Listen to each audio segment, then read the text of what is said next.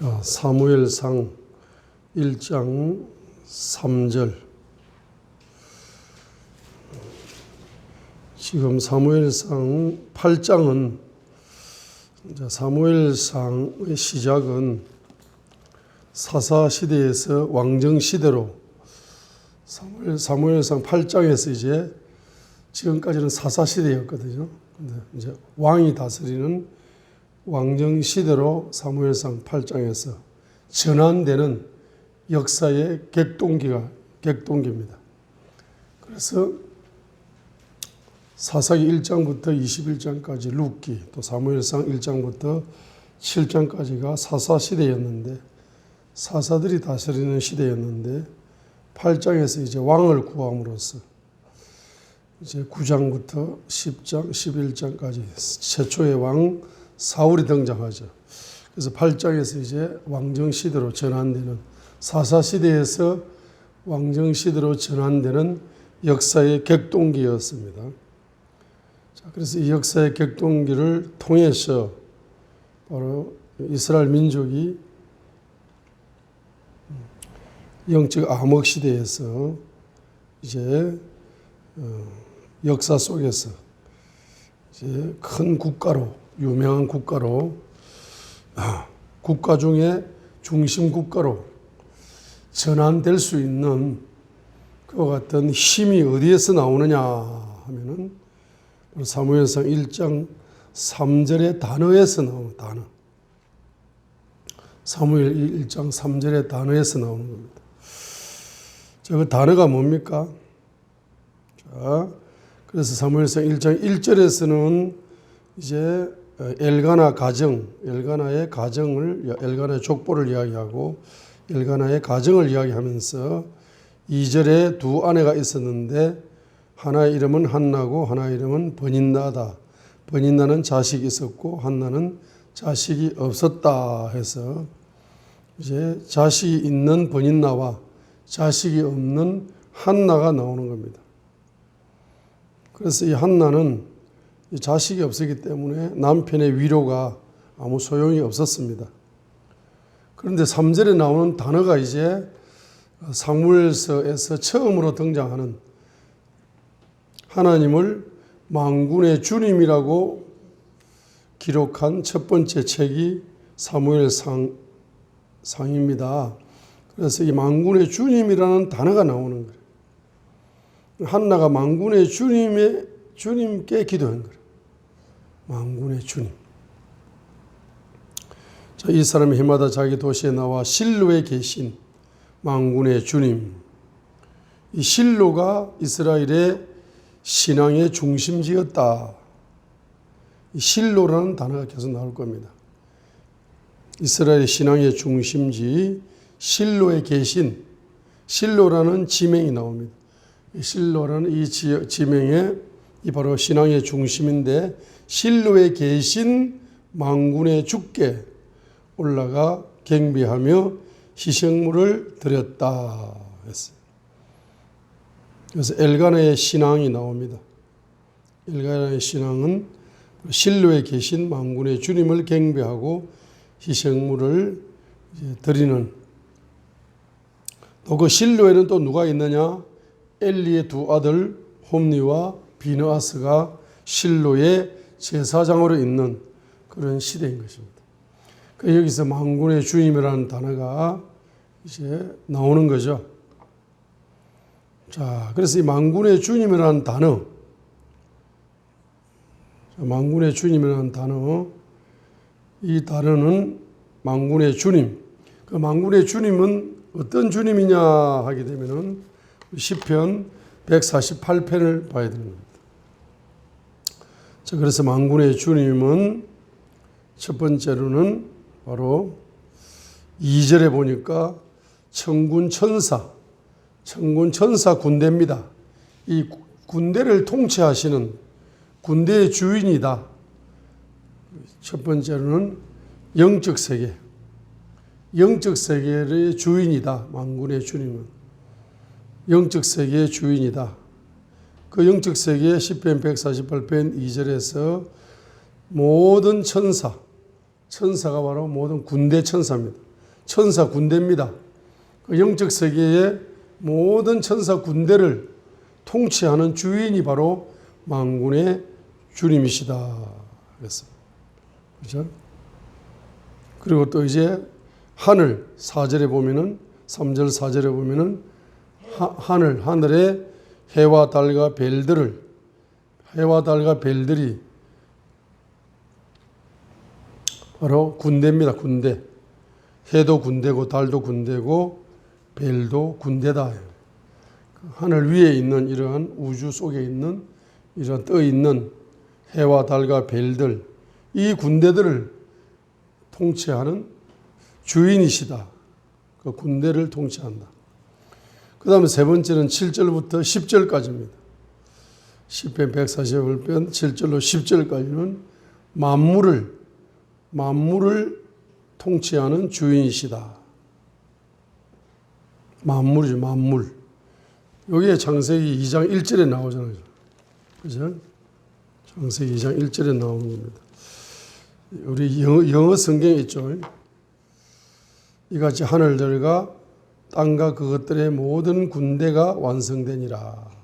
창세기 2장 1절에 만군의 주님께서 바로 하늘의 군대와 땅의 모든 물질 세계의 군대를 완성하신 분이다. 이렇게 창세기 2장 1절에 나오죠. 그래서 시편 148편 7절로 10절에 바로 만물 세계를 통치하는 주인이시다. 그 다음에 시편 148편 11절로 12절에 모든 인간들도 다 군대다, 군대. 그래서 이 사람 군대를 통치하시는 왕이시다. 주인이시다. 청년들은 청년들끼리 군대고, 처녀들은 처녀들끼리 군대고, 노인들은 노인들끼리 군대고, 아이들은 아이들끼리 군대다. 다 군대다. 그러죠. 그렇지 않습니까? 그래서 이제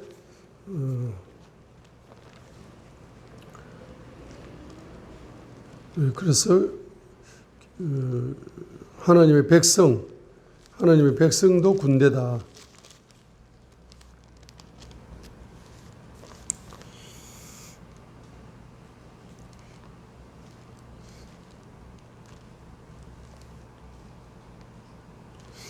출애굽기 7장 4절에 보니까 애굽 노예들, 이스라엘 민족들이 하나님의 백성들이 바로 출애굽기 7장 4절에 군대다. 출애굽기 7장 4절 보세요.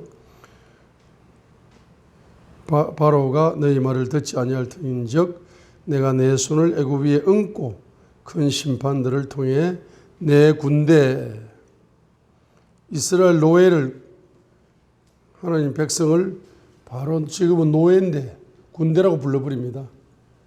내 백성 이스라엘 자손을 애굽 땅에서 데리고 나오리라. 출애굽기 7장 4절에 이스라엘 노예가 바로 하나님 백성이죠. 이 사람들을 뭐로 부른다? 군대라고 부르는 거라. 그죠? 군대라고 부르는 겁니다. 자, 그래서 이제 군대라고 부르는데 디모데전서 3장에 보면은 성도들이 군대다. 그래서 군인은 자기 생활에 얽매이지 않는다. 이렇게 이제 그런 단어가 나옵니다. 디모데 후서 2장 3절. 디모데 후서 2장 3절. 그러므로 너는 예수 그리스도의 좋은 군사로서 고난을 견디어 내라. 이제 디모데도 군대고, 제자도 군대고, 성도도 군대고. 그래서 교회는 군대 공동체다. 그래서 디모데 후서 2장 3절. 너는 예수 그리스도의 좋은 군사로서 고난을 견디어내라 했습니다.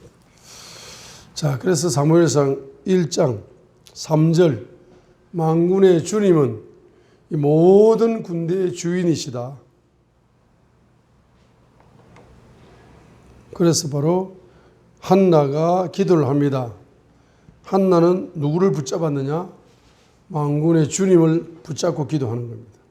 그래서 11절에 한나의 기도의 내용을 보세요. 주어가 뭡니까? 만군의 주여. 3절에 나온 11절 만군의 주여가 기도의 주어입니다. 한나의 기도의 주어가 주님을 부르는데 바로 만군의 주님, 만군의 주님 11절에 이렇게 주여 우리가 부르면서 기도하잖아. 그죠? 만군의 주님, 모든 군대의 주인이 되시는 주님, 모든 군대의 주인이 되시는 예수님. 이렇게 이제 한나가 그렇게 이름을 딱 붙잡는 거라. 그래서 그 이름을 붙잡는 자가 최고의 성공했습니다. 한나입니다. 그죠? 여기 남편 엘가나도 성공한 것이 아니고 또 3절에 나오는 엘리도 성공한 것이 아니고 엘리의 두 아들 홈니와 비나하스도 성공한 것이 아니었습니다. 엘리가 실패하고 제사장이었음에도 엘리는 첫 번째로 제사장, 두 번째로 사사, 58세 때 사사의 직분을 받아가지고 40년을 사사 노릇했죠. 그런데도 만군의 주님의 이름을 붙잡지 못해가지고 실패자가 되는 거죠. 실패하는 제사장. 홈니와 비나하스도 제사장으로 있었지만은 이 사람들이 만군의 주님의 이름을 부르지 않기 때문에 엘리도 부르지 않기 때문에 실패자가 된 거고 홈니와 비나하스도 그 이름을 붙잡지 않기 때문에 실패자가 된 겁니다. 그 이름을 붙잡은 그 시대에 한 명의 여자가 있었는데 그 여자 이름이 바로 누구죠? 한나다 이 말입니다. 그러죠? 만군의 주님. 만군의 주님. 그래서 이제 1장에서 한나가 막 기도를 했는데 이제 엘리를 통해서 그 축복을 엘리가 기도하지 않는 제사장이고 사사지만은 바로 17절에 바로 엘리가 축복을 해줍니다. 기도하지 않는 제사장이 축복을 해주는 거예요. 엘리가. 그 엘리 목사님의 믿음은 목사님의 믿음이고 한나는 내 믿음으로 자기 믿음으로 받는 거야 그냥. 그죠? 17절에 엘리가 기도하지 않고 그냥 아무 생각 없이 축복 기도를 해준 모양인데 한나는 믿음으로 그걸 받아버린 거죠. 그래서 17절에 엘리가 뭡니까? 평안히 가라. 이스라엘의 하나님께서 하나님을 무슨 하나님으로 부릅니까? 엘리는 만군의 주님으로 안 부르고 뭐라고 불러요? 이스라엘의 하나님으로 불러. 그죠? 일반 사람들이 그냥 부르는 이름 이스라엘의 하나님. 한나가 부르는 이름은 만군의 주님. 한나가 믿는 주님은 모든 군대를 통치하는 주인이 되시는 분이 그분이다 하고 만군의 주님이라고 부르는데 엘리는 제사장이었음에도 불구하고 일반적인 이름을 부르는 거야. 그냥 일반 백성들이 부르는 이름 있잖아. 일반적인 이름. 그냥 이스라엘의 하나님이다. 그죠? 아무튼 이스라엘 하나님께서 내게 그분께 구하여 청원한 것을 주시기를 원한다 하고 축복 기도를 해주는데 이 축복 기도를 18절에 보면은 한나가 그대로 믿음으로 이루어질 줄 믿어버리는 거예요. 그리고 얼굴에 슬픔이 싹 사라져 버렸어요. 그리고 그 믿음대로 19절에 이거는 엘리의 믿음이 아니고 한나의 믿음입니다. 그죠? 19절에 한나의 믿음으로 바로 사무엘을 낳아가지고 사무엘이 서원을 갚습니다. 하나님하고 약속도 잘 지켜요. 그래가지고 약속을 지키는 바람에 사무엘은 어릴 때부터 만군의 주님을 부르는 만군의 주님을 부르고 어릴 때부터 엘리 제사장을 멘토로 삼는 축복을 누렸습니다. 그죠? 어릴 때부터 신앙생활을 잘 하는 이런 축복이 엄마가 서원을 잘 갚아버리기 때문에 누리게 된 겁니다. 자, 그러면서 사무엘상 2장 1절부터 10절까지 한나가 감사 기도를 합니다. 그 감사 기도가 바로 찬양이었습니다. 감사 기도가 찬양이었습니다. 그래서 1절의 찬양은 뭡니까? 원수로부터 구원하신 하나님을 찬양하는 거죠. 자, 2절과 3절의 하나님은 하나님의 하나님 되심으로 인해서 감사하고 찬양하는 거죠. 그 다음에 4절로 8절은 하나님의 능하신 행동을 찬양하는 겁니다. 그분의 행동. 자, 그분의 존재를 찬양하는 것은 2절로 3절이죠. 자, 그러니까 1절은 원수로부터 구원하신 하나님을 찬양하는데, 감사하고 기도하고 찬양하는데, 그분이 누구냐? 2절로 3절이다. 2절로 3절. 그분이 어떤 분인가? 그분의 존재를 감사하고 찬양하는 게 2절로 3절이죠. 그리고 그분의 행동을 감사하고 찬양하고 기도하는 것이 4절로 8절이죠. 그리고 이제 9절과 10절에서는 이제 하나님 예언적인 내용입니다. 그 예언적인 내용에서 10절이 중요합니다. 주의 대적들은 산산조각나리로다. 그분께서 하늘에서부터 천둥으로 그들을 치시리로다. 주께서 땅의 끝들을 심판하시고 자신의 왕에게 힘을 주시며 자신의 기름 부음 받은 자의 뿔을 높이시리로다. 이 기름 부음 받은 자라는 단어가 한나 입에서 최초로 나옵니다. 깊은 기도 속에 들어가니까 기름 부음 받은 자가 바로 누굽니까? 앞으로 역사적으로는 다윗이고 먼 미래적으로는 예수 그리스도인 것입니다. 이 예언이, 메시아 예언이 바로 입에서 기도하니까 열려버립니다. 그죠? 이런 메시아라는 단어, 이런 단어가 한나의 입에서 터져 나왔던 것입니다. 자, 그래서 사무엘상 2장 이제 12절부터 17절까지는 엘리의 두 아들이 바로 주의 헌물을 멸시하는 이러한 영적인 죄를 범하게 되는 거죠. 자, 그래서 22절에 이제 엘리가 매우 늙었습니다. 그리고 이 두 아들의 또 성적인 타락에 대해서 충고를 했지만은 이 애들이 말을 안 들어요. 자녀들이 말을 안 듣습니다.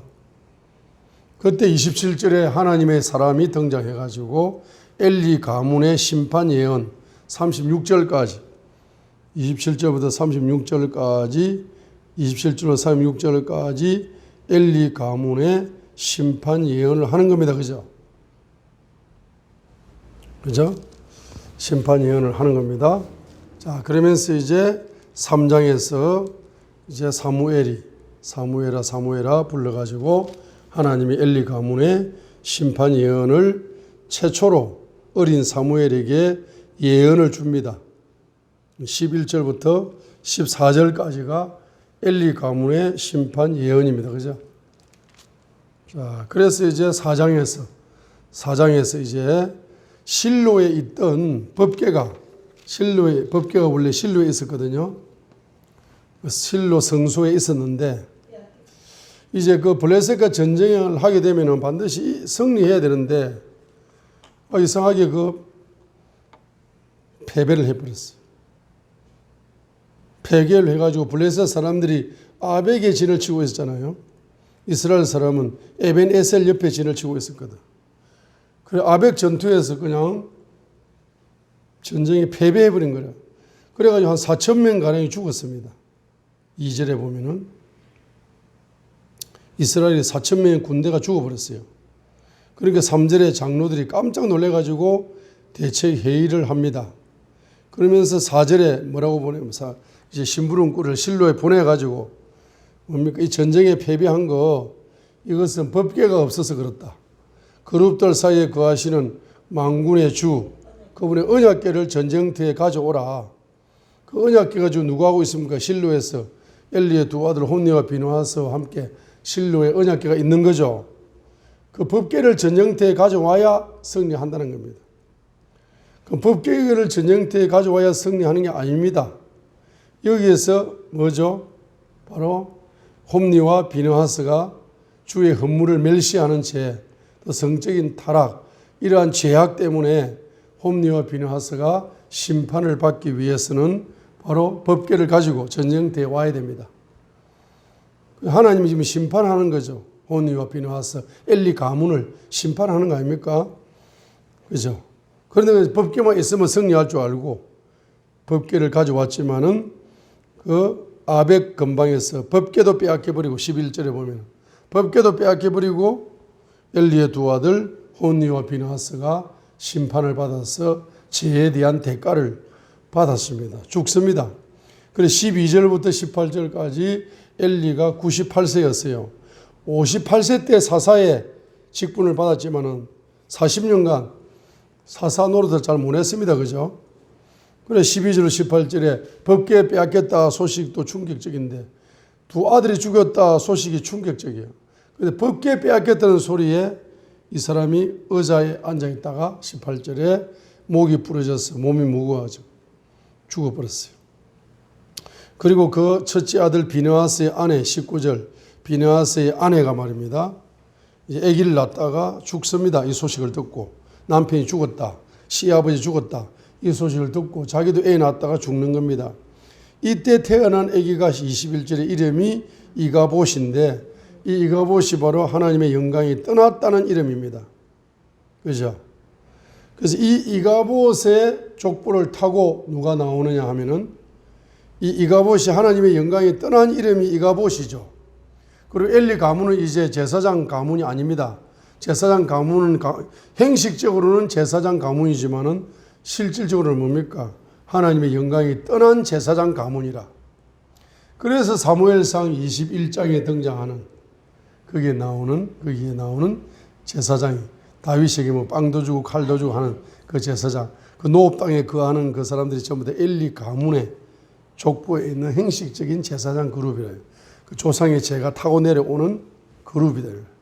그 죄의 보응을 엘리 가문의 심판 예언이 그때 사무엘상 21장에서 이루어져 가지고 그 죄의 보응으로 85명이 도액을 통해서 사울을 통해서 죽는다. 요렇게 이제 역사가 전개되는 거죠. 자, 그래가지고 이제 법궤를 빼앗겨 버렸으니까 이 법궤가 처음에는 어디에 있었어요? 실로에 있었습니다. 그런데 두 번째는 어디?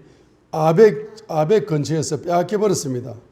그래가지고 5장 1절로 7절에 이제 블레셋 사람들이 아스돗의 지방에 있는 다곤의 신전에다가 딱 놔놨는데 아침에 보니까 다곤 신상이 엎어져가 박살나버리고 아스돗 사람들이 뭐 독종 재앙으로 막 몸을 건지르면서 죽는 거야. 그러니까 아이고 안 되겠다. 빨리 블레셋 지방에 가드로 옮겨자 해가지고 5장 8절로 9절에 가드로 옮겼죠. 가드로 옮겼는데 그냥 더 큰 환난과 독종이 발생하니까 아이고 뜨거우라 하면서 5장 10절로 12절에 에그론으로 옮겼어요.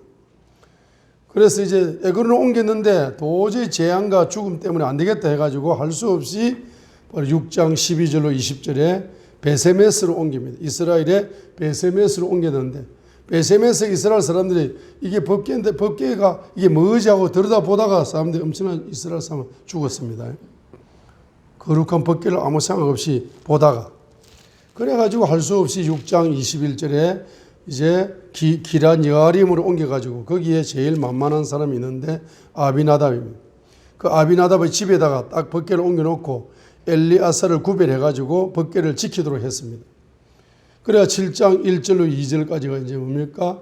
그 법궤를 다윗이 최종적으로 예루살렘으로 옮길 때까지 20년 동안 기럇 여아림에 법궤가 머물러 있었어요. 다윗이 이제 예루살렘으로 법궤를 옮기기까지 20년이 걸리거든요. 자, 이런 상태에서 지금 살짝 등장한 사람이 누굽니까? 사무엘상 3장에 등장하는 사무엘이가 사무엘아 사무엘의 음성을 들어가지고 2장 27절로 36절에 한 무명의 선지자가 받았던 엘리 가문의 심판 예언을 어린 사무엘이가 살짝 받았습니다. 3장 11절로 14절에 엘리 가문의 심판 예언을 살짝 한번 받아가지고 선지자라고 이제 인정을 받는 어릴 때부터 인정을 받는 이러한 사무엘이가 영적 계시를 받는 이러한 사무엘이가 등장했지만은 그 다음부터 이 사무엘이가 등장 안 했습니다. 누가 등장하냐면 엘리 가문의 아들들 죽는 거, 엘리 가문이 쑥대밭 되는 거, 심판 받는 거, 법궤 빼앗기는 거, 뭐 이런 법궤 돌아오는 거 이런 이야기를 이제 하다가 드디어 이제 누가 전면에 등장합니다. 지금 엘리 제사장도 죽어버리고 엘리 사사가 죽어버리고 두 아들 제사장도 죽어버리고 지금 영적 지도자들이 지금 씨가 마르고 하나님께 인정받는 사람이 제사장도 없고 선지자도 없고 사사도 없는 이런 시대잖아. 그런 시대에 하나님이 숨겨둔 인물이 있는 거야. 살짝 보였어. 살짝 선을 보였어. 사무엘상 3장에서 살짝 선을 보였죠. 살짝 선을 보였는데 그 이유는 등장 안 하는 거야. 하나님이 숨겨준 주의 종이라. 숨겨놓은 제사장, 숨겨놓은 선지자, 숨겨놓은 사사가 있었으니 그 사람이 이제 역사의 전면으로 하나님이 이제 때가 된 거야. 때가 되니까 하나님이 이제 높이 쓰는 거야. 그래서 사무엘상 7장 3절입니다. 이제 사무엘이 역사의 전면에 등장하는 거야. 그러면 역사의 전면에 등장할 때 사무엘상 3장에 무엇으로 등장했습니까? 선지자로 등장한 거잖아. 심판 예언을 받는 선지자로 등장한 거죠.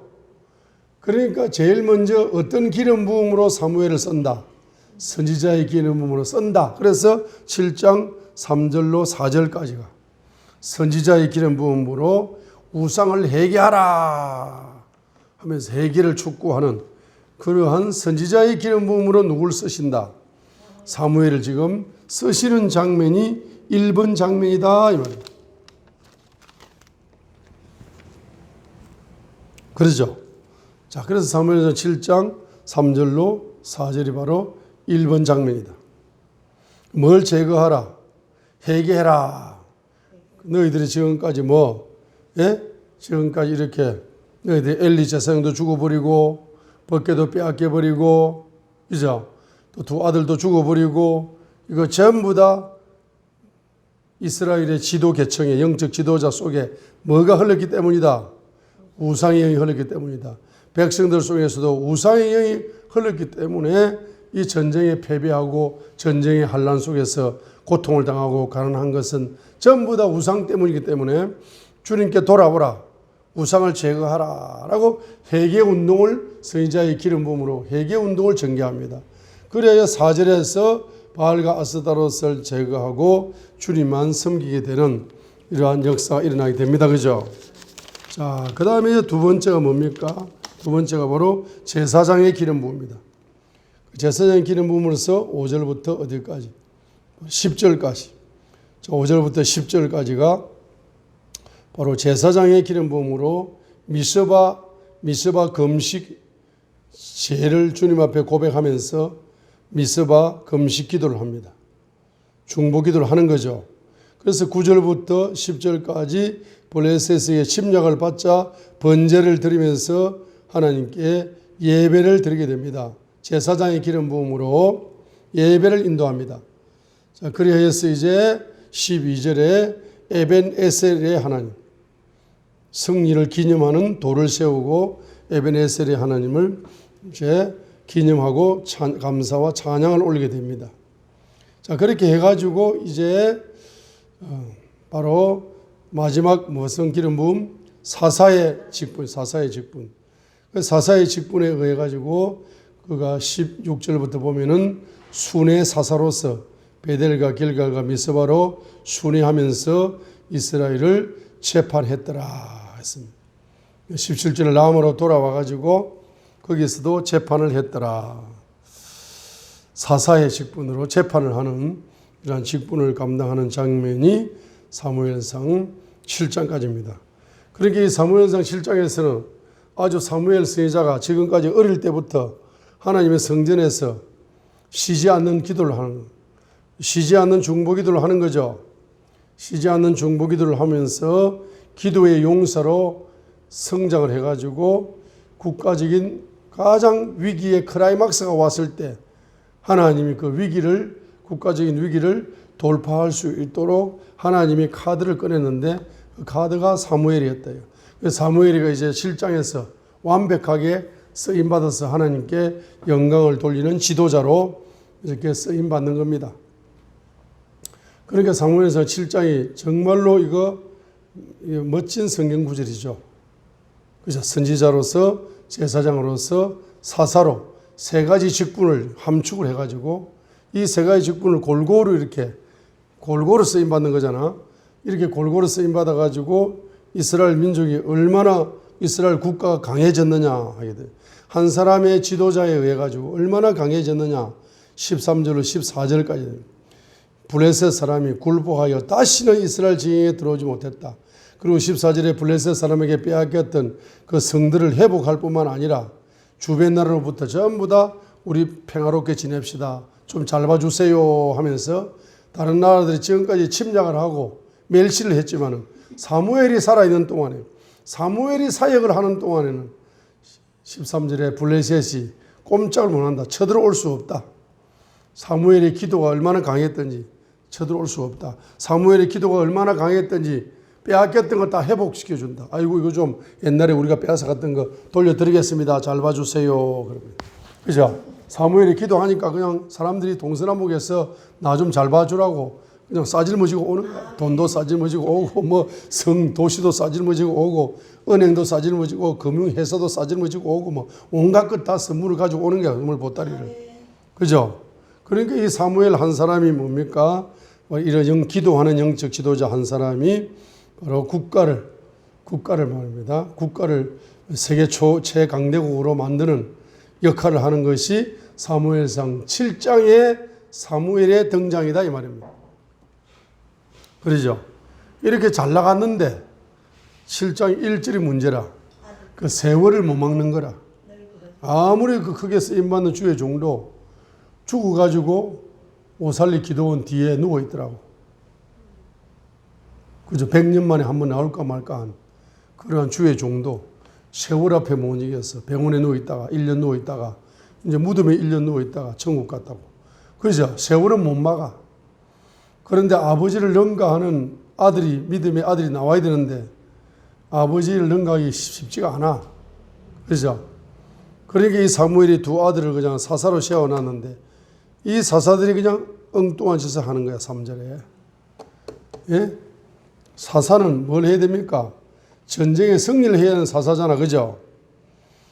그래서 전쟁의 계시를 받아가지고 그 계시의 열매를 전쟁터에서 맺는 사람이 대사사였어요. 대사사. 재판만 하는 사람은 소사사입니다. 그죠?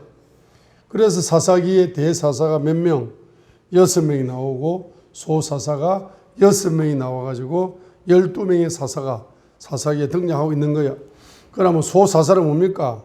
소소하게 그냥 교회에 앉아가지고 설교만 하고 조용하게 이렇게 사는 게 소사사예요. 대사사는 뭡니까? 목사님이 설교하고 나면 금방 어디 가버리냐 하니까 강남에 저기 금융회사 회장만으로 갔대. 국회 뭐 의도에 정치만으로 갔대.